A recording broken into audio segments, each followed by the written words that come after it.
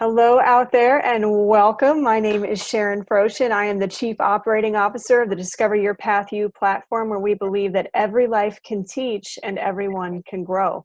To that end, I am also the host of this show, The Connection Sessions, where we bring together practitioners, artists, marketers, entrepreneurs, spiritualists, mentors, and students in an effort to connect to community, learn from each other, and grow.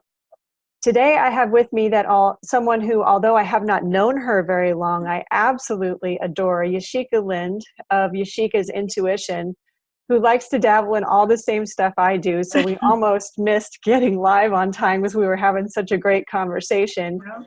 Yashica is a spiritual and life coach, someone who helps you identify how you can improve your spiritual life so as to improve your physical life. And I really love the way that she works with energy, that she works with the intuitive arts in a way to, what our subject is today, protect our own personal energy. So Yashica, if you wouldn't mind introducing yourself, let us know how you came up with such a really unique and individual coaching niche and what our personal energy really is. Okay, so my name is Yashica, for those of you that don't know, and I started off living my life just like everybody else does. You go to college, you get married, you go on the career path ascending and just trying to do the best that you can.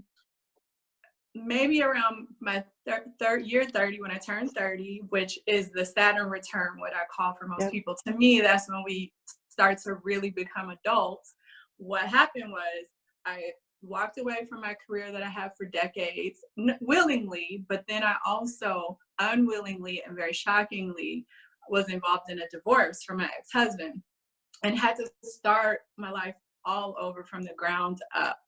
And that led me to learn tarot, energy healing, astrology, all those things. And the reason why I became passionate about it is because I tried it once and I was like, this is awesome. I got to learn how to do this, because I didn't have any money to keep asking this lady how to move forward in my life. However, the tools that she gave me and a little bit of time that I spent with her, her name was Rose, led me to totally shift my life and feel very, very empowered. So because I come from a very educational and very academic background, I married that with my spirituality, because I feel like we can check things in our heart and we can check things in our mind. A lot of times you may see people that are very, very spiritual without a lot of intellectual alignment, or they may be very intellectual but not very spiritual. And I just wanted to marry the two, because I feel like that's where our true potential and our true success comes from. So that is, in a nutshell, my story. I love it. I know that our Chief Financial Officer and the Secretary of our Board of Directors are going to dig on this interview, because they're both MBIT practitioners, and MBIT is the coaching model behind the three brains: the head brain, the heart brain, and the gut brain. And they're always teaching about aligning those and how that can improve your quality of life. So what a powerful way to enter into this interview. I know that at my Saturn return at 30, I had been homeless for a long period of time. I got sober, got my life together. But like you, somebody gifted me my birth report, my astrological natal chart. And I was so blown away by how accurate the chart was that I was like, well, I got to study this. And just kind of ended up studying a whole bunch of other things together. So if you wouldn't mind explaining to our audience, what is the Saturn return and how does that affect our lives more than once as we live? Okay, so the Saturn return is marking your life. You usually will have two of them, where if you looked at that birth chart that you just heard Sharon talk about, when you are born, Saturn is in a particular house in astrology. I don't want to make it too complicated, but in a specific position. And it takes about 30 years, 28 to 30 years for Saturn to return to that same position that it was when you were born. And when that happens, it's a very pivotal moment, because Saturn is almost like a stern father figure that is forcing you to mature, to grow up, to align with your purpose and your legacy and your truth. And I feel like that is a pivotal area where we actually do become adults. We actually do step into our purpose. We actually do, maybe through a trial or a tribulation, shift into more of who we were supposed to be. So it'll happen once in about 28 to 30 years, right? And then another 28 to 30 years, it'll go around again. And so it usually will come around again when you're about close to 60 years old. And so that's why I say people usually have two.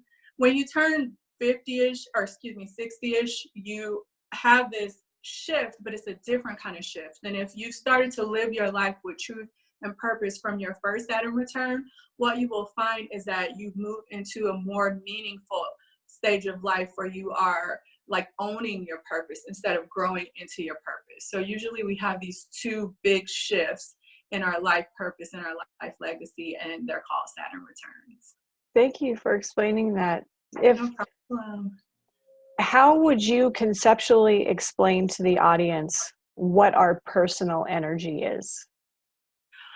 So let me see if I can break it down a little bit. So when I try to explain personal energy, what I feel like it means is vibrations that we give off.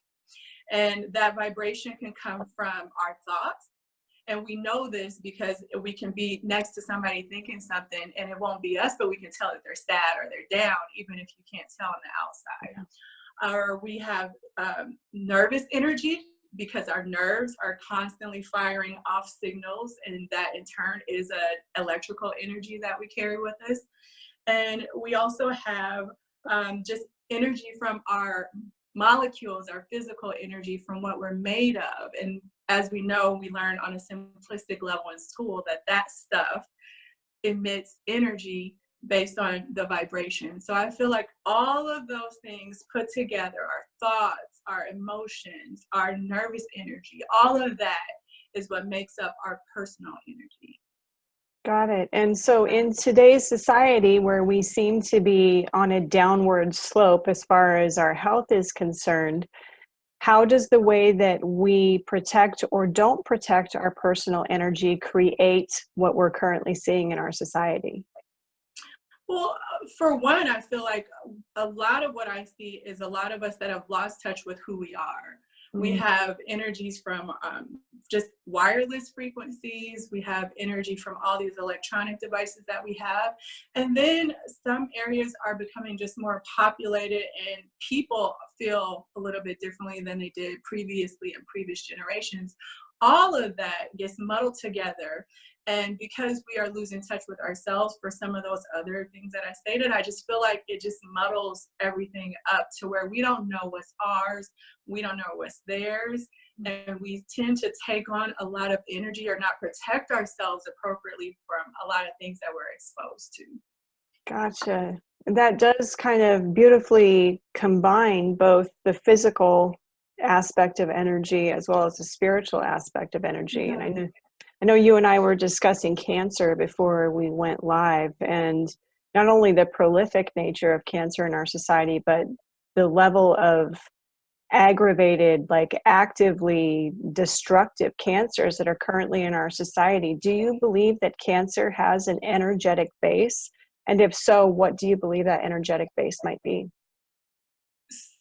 So yes, and I believe several, and I think it just depends on the person. For instance, I do think that the waves that are being emitted, especially moving into this new 5G thing, I think that plays a huge part in how our bodies, how our atoms respond to that type of energy, which creates some sickness within us. I feel like also what I find working with clients is that energetically, cancer to me sometimes seems to manifest in spiritually not being able to feel free to release burdens and patterns and things that have held either you down from the past, but not only you, I also see it as something generational that people carry, which may be a link to why cancer could be spread from generation to generation. But then I also believe, just on a simplistic level, we don't treat ourselves well. We don't eat well.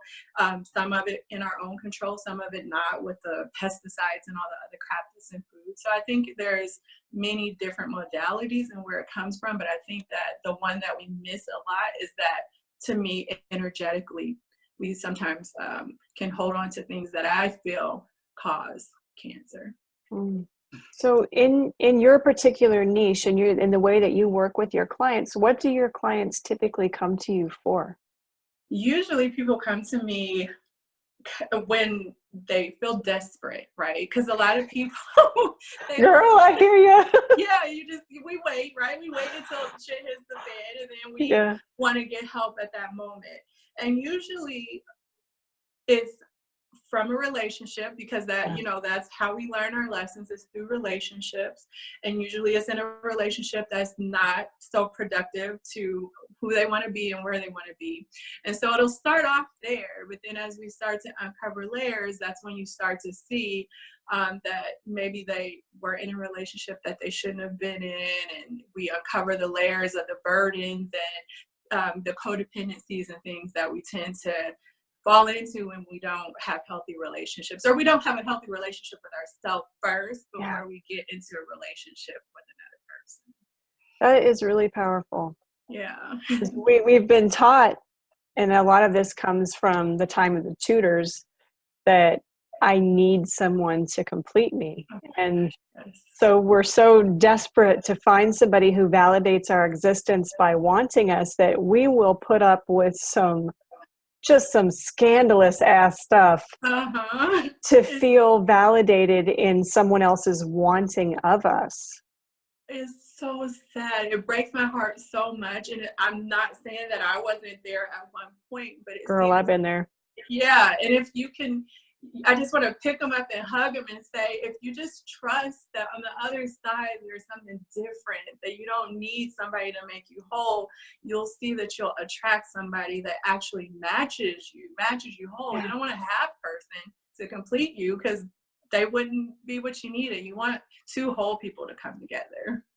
And that's really not something that we're taught as a society. We're taught to pay attention to what the person looks like, what they have, and what they can bring into our lives, rather than the idea of conscious relationships, which is really, there's a revival in the idea of conscious relationships, which is the first priority is the individual's change and how that other person inspires change and ascension in you as a person. And the relationship comes second to that. Have you ever dealt with a client where that was what they wanted, and helping them really direct more of their effort towards achieving that? Unfortunately, it's rare, because it takes a soul being ready to really dig deep and do the juicy stuff. And that's very scary for some people, and it's very dramatic for somebody. Maybe like 5% of my clients know that they want to do better and they want to be better. And when they become better, they realize that the outward things that they see in their environment or in their relationships are a product of what they've become on the inside. But that's not something that people normally can comprehend or understand. We just want a quick fix. We are humans having a human experience. We just want to be loved and held and belong and feel good, right?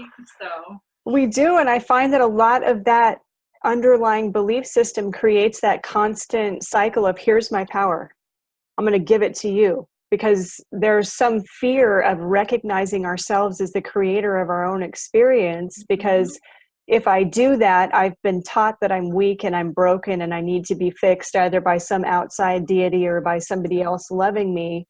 So I'm terrified of owning my own creative potential and power. So how do you help people become at least that 5% of your clients that really is interested in owning their status as the creator of their own experience, like really step into the fullness of what that means? Well, a lot of times you have to start with the beginning almost.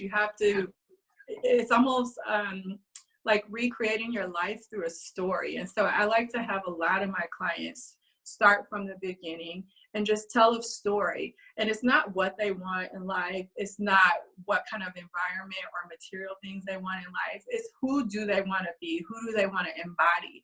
And that, again, is a very hard question for people to answer when we haven't given ourselves permission to do that.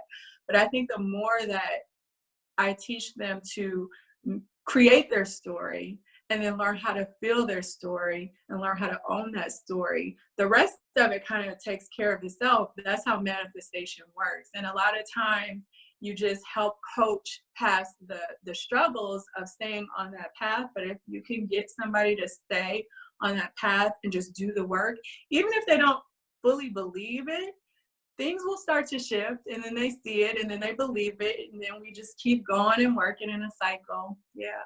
And that's why they call it faith, because you're Yeah. stepping out on something that you don't necessarily believe is going to get you results. But that's where that part of when we're desperate enough comes in, because we've tried everything else. Mm-hmm. We've clearly identified that our best thinking has not brought us to a place of substantial or meaningful change. And then we become, as the book of Alcoholics Anonymous says, sweetly reasonable. We get to that point where it's like, okay, I'm going to try it somebody else's way, because the way I'm trying it is just bringing me pain and havoc. And I know that for me, that's the kind of client that just almost makes me get down on my knees and thank God when I get that kind of client that is in that sweetly reasonable stage where they're like, tell me what to do. Yeah. And I'm going to do it. Because those are the people that they just take off. And I love working with people like that. That's why I focus on people like that, because that's where you can really invest the most power and create the most long-lasting, profound personal change. Yeah, I agree. I think that for me, I like to target professional women being an executive or former executive, because I believe that a lot of times those women and men, they already have seen success in their outer worlds, so they do believe it, even if it's not happening in their personal and inner world, they at least believe it a little bit. So again, they're in that sweet space where they want to surrender and they want to give up to the process. For the people that don't feel that way, though, I try to encourage them to not look at their outer life as a manifestation of what is currently happening, because what you see outside is a lagging measure, right? When you want to lose weight, when you step on the scale, that's something that is a result of a lot of work, and then you see the scale drop, right? So you don't see internally what's going on when you're working out and when you're eating right, but you have to believe that the things that you are doing are creating a difference. So don't look at your outer world just as you wouldn't initially look on the scale. You have to just trust that if you're doing the right things, or if you even surrender to the right things, that you will create what it is that you want to create. And it's interesting because we have been taught, especially here in Western society, that out here is where everything is. We don't tend to go within. And as a result, this illusion of having this other self, this ego, is allowed to fester and stay aboard, because there's never any going within and being like, well, who is me? Who actually is I? Which, when you really begin to explore that question, kind of becomes like the eyes trying to see themselves or the teeth trying to bite themselves, because there is no separate I. It's all us.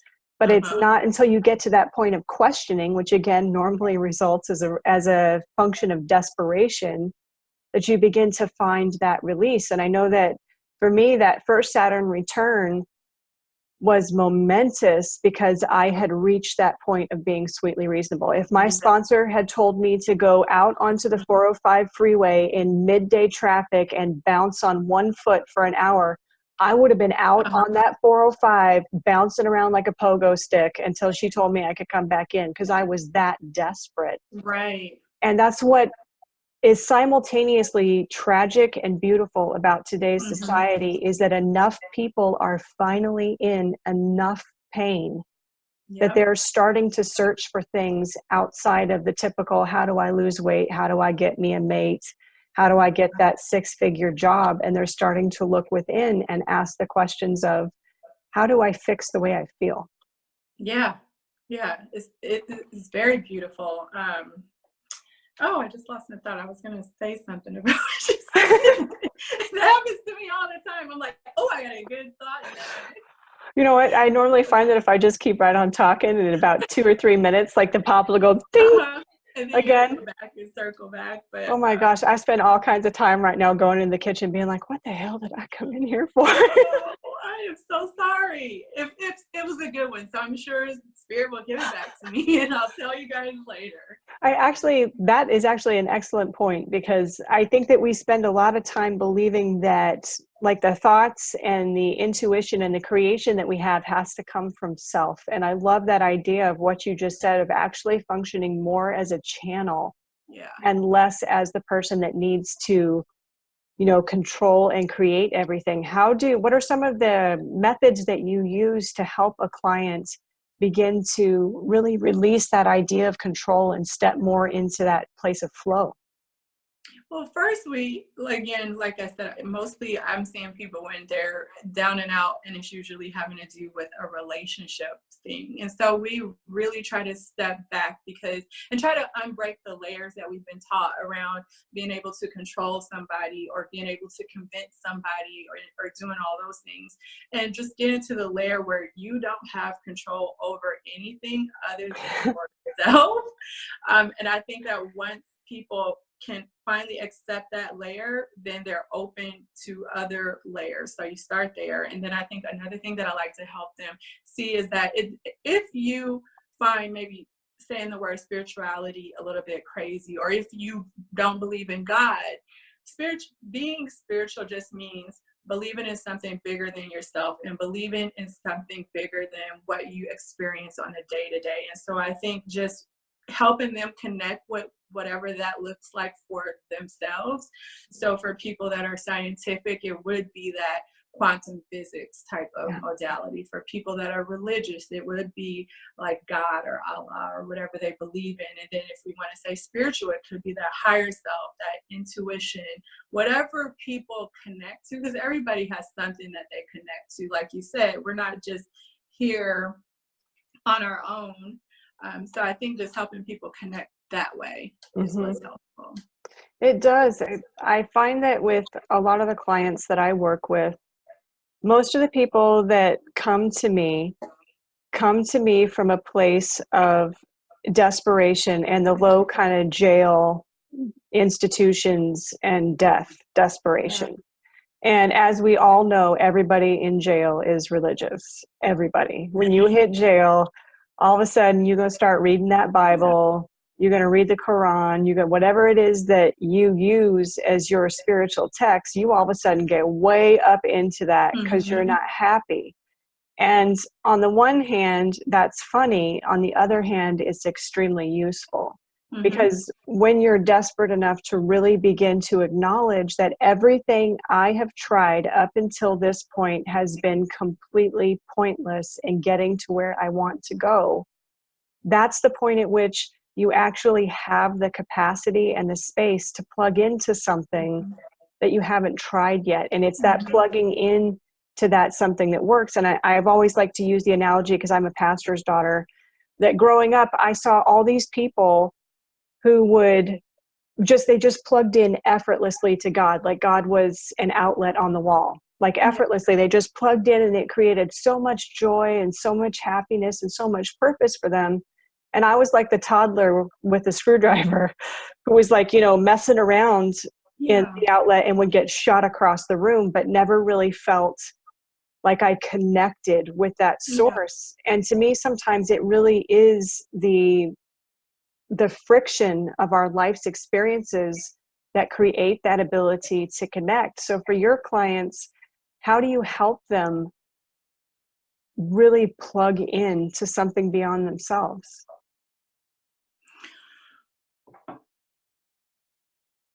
I think that by just, again, helping them take a step back, we all can recognize what we see on the day-to-day, but it doesn't matter, like you said, if you plug in and you get shocked, or you plug in and it doesn't really connect with who you are. I think inherently as human beings living this experience, we all have felt a situation or a time where something may have happened to us, even if it's big or small, that is outside of our capacity or who we would be or where we would be. And I think that, again, pulling them back to those instances and helping them recognize, helping teach them the basics and the foundations about their intuition, their spirituality, their energy, are to me, are just those outer tools, those outer manifestations that connect them with that. But I just think, again, just connecting them to some experience in life where they felt that, and letting them know that that one little spark or feeling that they felt is something that they can feel all the time, and then giving them the tools through those modalities to help them out. But Spirit just talked to me a little bit as me and you were talking, and you and I have said desperate, you get desperate and you get down and then you feel like you want to do it, but then there's this voice that keeps saying, well, maybe we're just ready, right? Yeah. Maybe we weren't ready before. Maybe we've tried, but we weren't fully invested. And maybe that time where we may call it desperation is really the time where our soul and our spirit is ready to actually do the work. And until somebody is fully ready to be present and to change into another state, it's never really going to happen, right? It's never really going to materialize. So that just kind of, I love it. to my head a little bit. So we have a new moon coming up this week. Oh, yeah.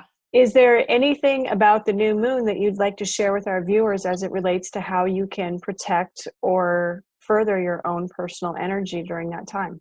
Yeah, so this is a phenomenal new moon for the things that we're talking about.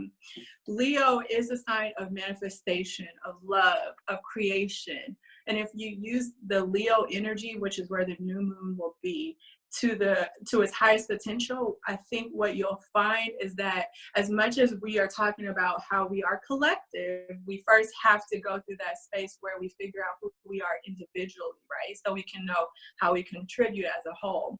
And Leo helps you do that. So we all have a purpose and we all have a legacy. And I'd like to say it's not even our job, because people connect purpose to job. And purpose is just what you were put on this earth to do. Leo helps you be brave and step into who you are and own who you are uniquely, because we all have something different to offer. So I would say, especially with this heavy retrograde energy forcing us to get rid of the things that we need to get rid of and change the foundations and structures that we need to change, that what we really need to embrace is that we can be brave and bold and know that we can create whatever it is that we want to create in our life. But in order for that to happen, we have to discard our ego and we have to step into who we are truly called to be uniquely on this earth. Powerful energy around that. Yes, that 8/8 gateway coming up as well. Just an all around incredibly powerful time right now. Yeah. Well, my love, right? I mean, that's what it's felt like over, especially this last month. I swear to God. Yeah. There have been some days where I am sobbing hysterically. There have been days where I'm happy. There have been days where I'm pissing every single person in my immediate circle off. It's just been a roller coaster ride, but that's what the function of a retrograde is. It's to turn the energy of that planet. That I know that we tend to call it more like I'm looking for the word here. Joseph Campbell uses them a lot. I can't think of it off the top of my head, but it turns whatever that energy is. So for like Venus, Aphrodite, the planet Venus, it would be Aphrodite or the goddess of love. It turns that energy inward. And often that energy being turned inward can feel so uncomfortable because we spend so much time out here, but it's such a time of profound personal transformation. I agree. Archetype, that's the word I was looking for. And just trust it, right? Like we just talked about this whole time, you don't see it right away. It's a lagging measure. So just trust it, lean in and surrender to it, because I do firmly believe that those of us that do, starting next year, things are just going to pick up and go the way that you want them to. And I think that we're being promised that if we do the work and we want to own it and at least do 1% more or better than we did the day before, you will find exponential progress by the time we get into 2020. Woohoo! Yeah, right. Well, lady, thank you so much for joining me today. Our Thank half hour you. is up. It always seems to fly by, but this one especially, because I could just talk with you all day. That was nice. I love this. I want to take a minute to recognize our viewers, Robin, Justin, Shadia, Susan. A lot of you flew by through the chat too fast for me to catch you, but thank you for being here with us. If you do find this video after we are no longer live, drop us a hashtag replay if you like what you hear and you'd like to connect with Yashica. All of her contact information, Pinterest, Instagram, Twitter, Facebook, her website. It's all available in this Facebook Live. Hook up with her because this is a woman who has some profound tools for helping you identify how you can change, how you can step into that new level of thriving and being exactly what you were put here to be. So Yashica, again, one last time, thank you so much for joining me. To everyone who was here, thank you for watching, and we will see you guys as always tomorrow, same time, same place. Thanks, loves. Thanks.